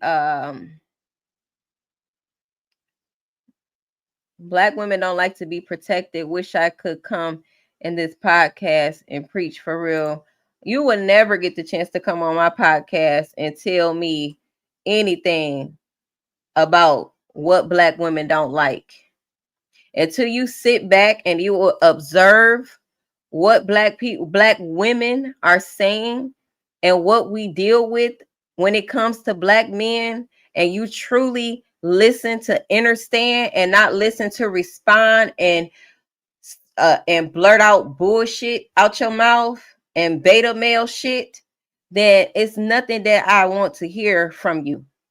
You will never get the chance to come up here and speak.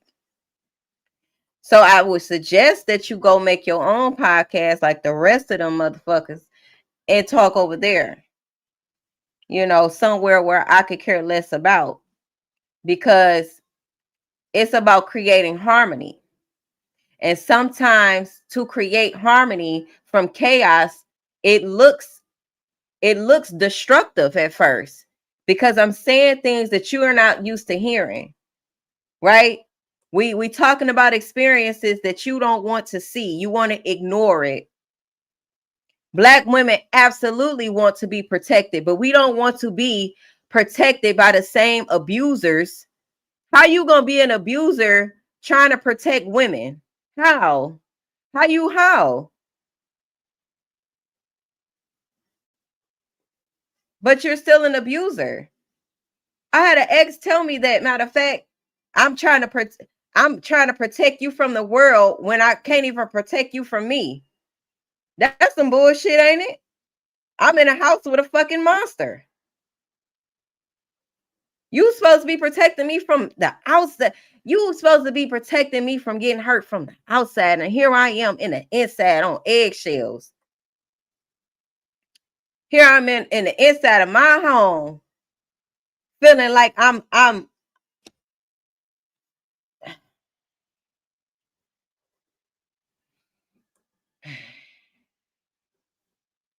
on now.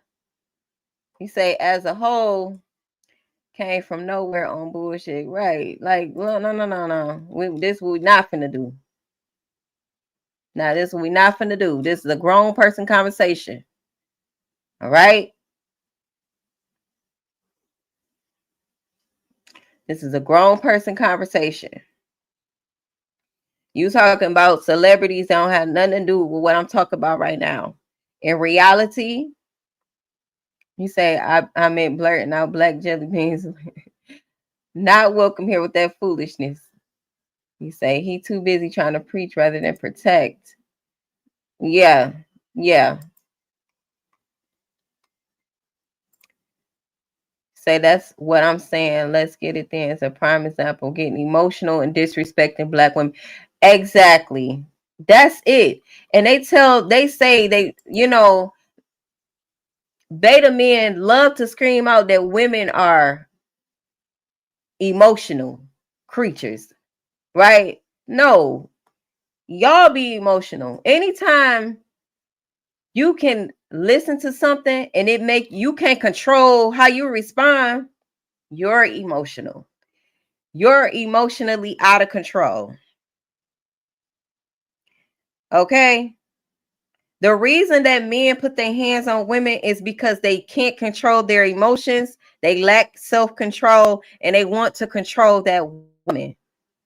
That is the reason. I don't condone no man that put their hands on women. I don't condone no women that just putting their hands on men either. Abuse is abuse.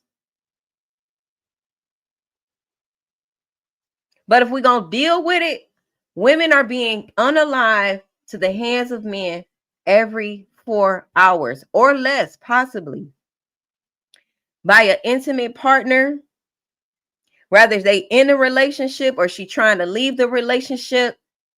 However it go, it's somebody that she trusted. And you want to talk to me about black women don't want to be protected? We should be able to walk away from any relationship that we want without worrying about being unalived in the process. If you ain't never experienced that, then you cannot speak about what black women won't need and what they want. You don't know.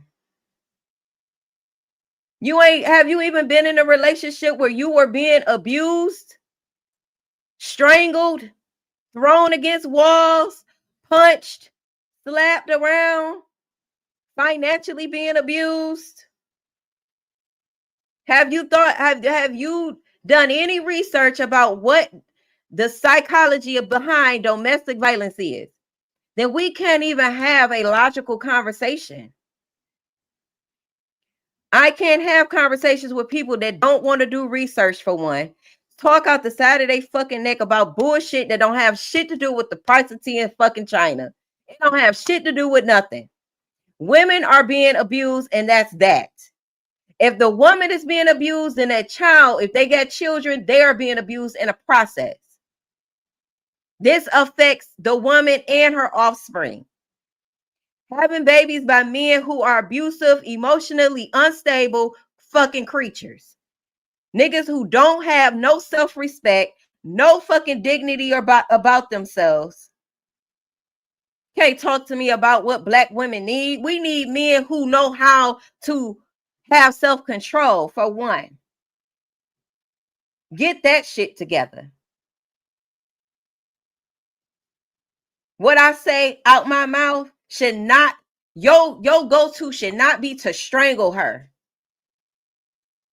Oh, I'm finna strangle you because you ain't listening to me, or you said something I didn't like, or you. What? You can't handle the truth.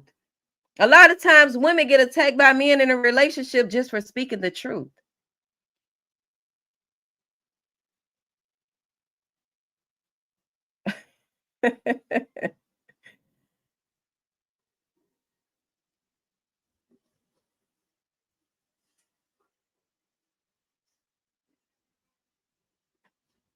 Right. That trauma and abuse is passed down to that child and them children. Exactly. So does that scream safe? Does that scream that that man is safe to be around that woman and them children? Absolutely not. And in my opinion, any man that beat on women should lose custody of his kids automatically. You are a threat and a danger to your own children, and then they want to still give you custody of the child and give you access to them children, knowing damn well how narcissistic abuse works. They're going to use that child against to get to the mother if they ain't already killed the mother and her children. Come on now.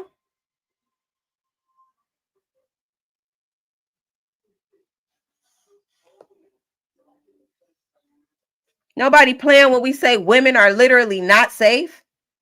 They're not.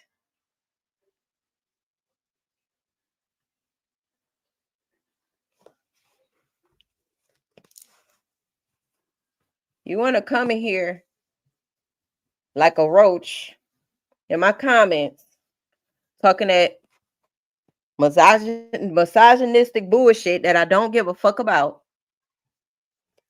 because I don't need your validation. I don't need your confirmation on what I'm saying. I'm going to say this regardless.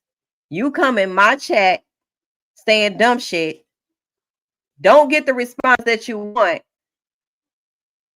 because now you try to come in here and you try to humble me in my comments. It don't work. It just make me talk more. And that's exactly what I'm talking about. Like, you're proving my point. Men think that they supposed to run shit. You want to run the comments.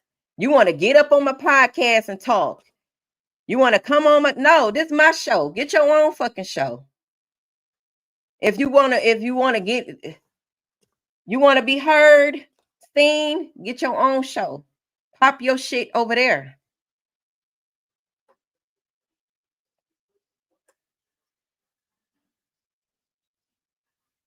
Terrell say, who raised these black men you speak of? It ain't just me. If y'all take the time out and really listen to women, it's women all over the world, and not just black women. I advocate for the black woman and child, but it's all women all over the world with the same problem. That means something going on.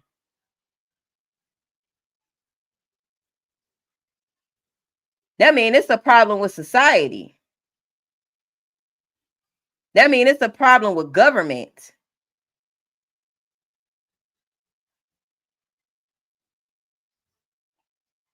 So it ain't just me. And you ain't finna come here and try to make me feel like what I'm saying, oh, you just bitter. No, that's what y'all try to do. That's some games y'all like to play. Ain't just me. Go read. Go do your research. Go see what other women are saying. Learn to shut up and listen. Shut up and listen sometime and process what you're listening to. You will hear women saying the same things in different ways, but they saying the same thing. We not safe. We're scared of y'all. We rather save the fucking bear. We rather have dogs. Right? We rather be single mothers because it ain't safe. That's what we're saying as a collective. And shout out to the men who do protect women. Shout out to y'all. I wish it was more of y'all, because we deserve it. The reason that women are getting licensed to carry is because we don't feel safe. And we have to fend for ourselves. Women, we realizing that it's black women against the whole world. That's how it's feeling. So if we at odds with each other, we really ain't got nobody. Black women protect black women. Black men protect black women. Because we always going to protect y'all. We always going to protect y'all. Even when we get hurt. Even when women are being abused by their abuser, they still try to protect that abuser and make excuses for the abuse.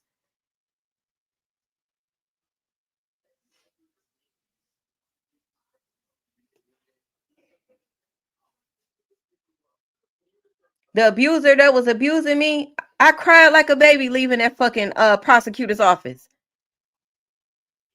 Cause I genuinely had some care for the nigga, but I had to do what I had to do. I had to protect me, because why? Nobody was protecting me. The one that I trusted to protect me was the one that I needed to be protected from. So I had to do something for me. And that meant I had to put my emotions to the side. It ain't about no emotions. At that point, when you put my life in danger, I can't love you and let love override my safety.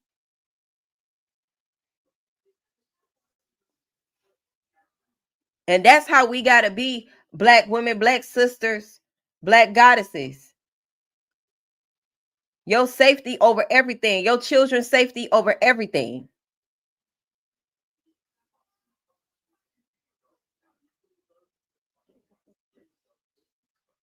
If I got to be without a male in my house until my children get grown, so be it. Because that's my priority, is to protect my children. I tried the whole family, you know, societal way of living. You got to have a mother, father, all that. And I tried that. Didn't work for me. And that's mainly because he wanted to control me. That is the problem. All right. Let me get to these comments real quick, and then we're gonna get up off here. It's been a couple of hours. You see how that roach got up out the comments? You pay him, no, never mind. You shut that shit down. Say the trauma of abuse is passed down to the children. Yeah, she say right. Patrick says right. Femicide is global. Right. It happened more than reported. That's what I'm saying. Even down to the amount of women that's being unalived by men. They say it's happening every 4 hours. It could be happening every 30 seconds. For hell if we know. How would we really know? They only report what they want to report. Correction normally comes with correcting. We haven't seen that from you yet, bro. Or you print content you coming. You're talking. Oh, you're talking about that guy. You say, who raised these Black men who speak with all these emotions? Exactly. Say facts. Instead of trying to judge, see how you can help and contribute. Right. But see, that takes a level of intelligence, right? So we're dealing with a lot of men with the consciousness and IQ of a first and second grader. Okay, so I can't expect a first or second grader to understand this heavy knowledge that I'm putting on them, because they're not even going to be able to process it. They're not there. They don't have the mental capacity to process this type of information. So they're just going to be tyrants and menaces to society. Yeah. Yeah. She say Black women absolutely want to feel safe and protected. Unfortunately, some of our Black men have abandoned us and the children. That's very true. You say don't defect love one. What you speak is true, but once again, who raised these men to speak? Who raised them? It gotta be maybe some women. That takes us back full circle. Somewhere in their environment, they did not learn emotional intelligence. Okay, that could have been the mother, that could have been the father, that could have been both. The dynamic, the environment, all of that plays a role in the men's incapability, right, of being emotionally unbalanced and out of control. Same thing for the female. In that concept, in that context, the child needs to be in an environment where emotional intelligence is taught and shown in the environment. Otherwise, they will not know how to regulate their emotions, and they will be out of control. That's where conscious parenting come into play. Even if that child got one conscious parent, somebody got to be conscious in their environment.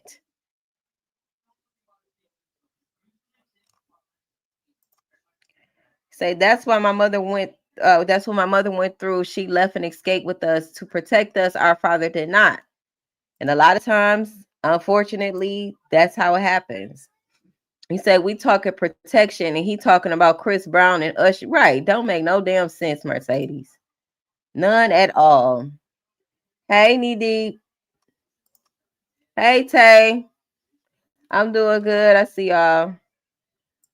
Patrick says the men who judge and can't help and contribute to growth do not take what? Accountability. Exactly. And then they have all of these different standards that women need to abide by to be desired by them. I don't want to be desired. I'd rather be desired by a goddamn dog before I be desired by them type of men. Please don't desire me. Please don't. Matter of fact, I got kids. That should turn you off right there. Stop. Stay over there, please. Stay over there. You're not wanted here. You're not wanted here. You wouldn't even be able to survive here.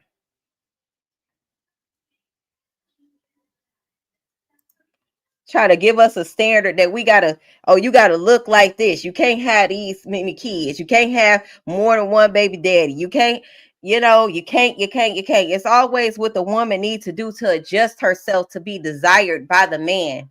What? No. I desire me. I like me. Okay? That's good enough for me.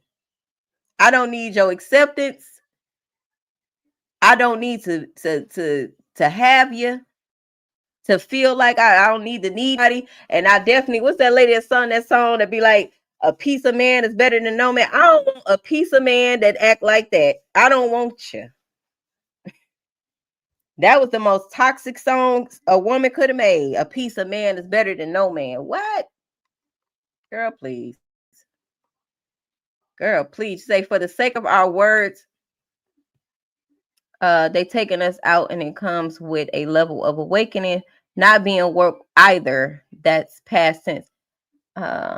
Wounds. I think I read that wrong. It does take a level of awakening, right? Being aware. You say the black woman is the most unprotected in every society. I agree. So you them, please stay over there when we're the prize. Right. Whole time we the prize. Whole time we the prize, right? And I feel like a lot of men miss out on genuinely good women who don't want them for just the things that they have, right? Who see them as more than just what meets the eye. They miss out on a lot of women with their standards, with their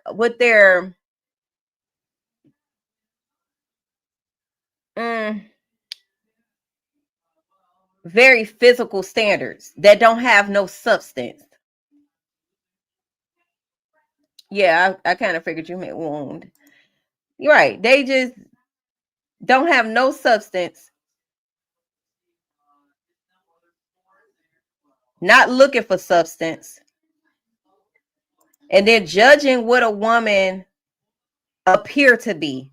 Okay, for example, a single mother, right? A lot of men look at single mothers as damaged goods. Like they're damaged. They'll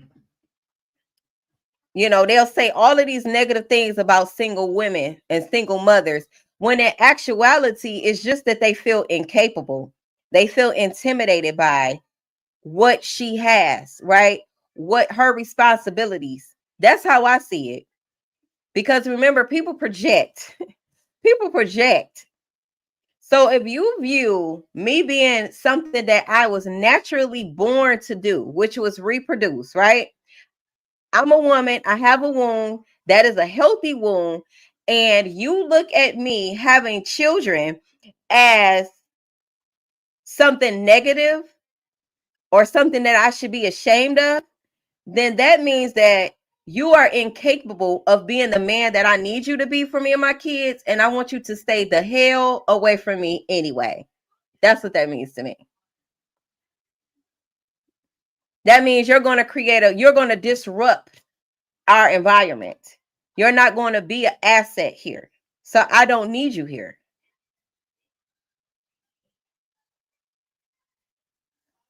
But they miss out on women with standards, with substance, because of how they view certain women with children and women who are without children but single at a certain age. They got all of these different things. Like something must be wrong with her if she's single past 30, or she ain't got no kids past 30. Like we can't decide if we want to have children or not. I always knew I wanted to have kids. Okay. Some women know that they don't want to have kids. Does that make us less women because we want to exercise our control over our womb? That's our decision. And then if you have an sex, what comes from that? A baby. That's something that you naturally do. Does that mean that single mother is incapable of being loved or not worthy of being loved and cared for and protected? No, she should be getting it all the more if that's the case. All the more. Your circumstance don't determine your worth. It doesn't determine your intellect, your wisdom, right? Your circumstance is just that. It's a circumstance. And I had to learn that in my own life, because society has so many stipulations that, women are this, women are that, they're unworthy of this. This is right here is the perfect one. The ones with the BBLs, the ones that's going after the money, the ones that, all over the place. Them the perfect women, right? Whatever. But that's just what society does. It creates these artificial, superficial standards for women. But a real man appreciate a real woman. You say facts. Black women are the prize, the most attractive gold standard. Exactly. I like what you be saying, Patrick. He know what he know. Say we're the blueprint. Say he know. She got this shit. White protecting our own offspring, but it would be nice to comfortably fall back. You gotta get in that. Yeah, yeah.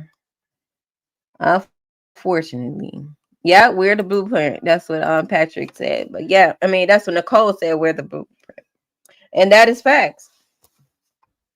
That is just facts, y'all. So y'all know I could talk all night, but I gotta get up and get the kiddies ready, and I'm gonna just leave y'all with this. Know who you are. Know thyself. Know thyself. Right? Meditate. Sit in silence sometime. Go read. Do some research.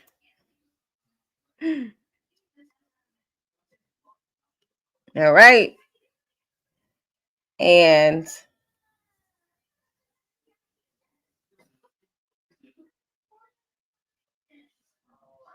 right. Yeah, that's true, Patrick. Some women were assaulted and decided to keep their child. Exactly. But these are the thoughts that, people with the IQ of a first grader don't think about. They don't, it's like they don't even have the desire to empathize with other people, or even think thoughts of like, well, what if this happened, or what if that happened? They don't have they can't put themselves in other people's shoes. They can't do it. So we don't even focus on them. We're continuing to evolve. We're learning. We're going to continue to respect our counterpart. Give them grace. I'm not saying accept abuse, because there's no excuse for that. Don't allow people to play in your face and your energy. Never that. Okay. And have a big, beautiful day on purpose with a purpose. Make sure y'all hit that like button, smash that like button. That hype button is what they calling it now. Go ahead, hit that hype button. And I'll be back soon. Well, I'll be back soon. Have a good day.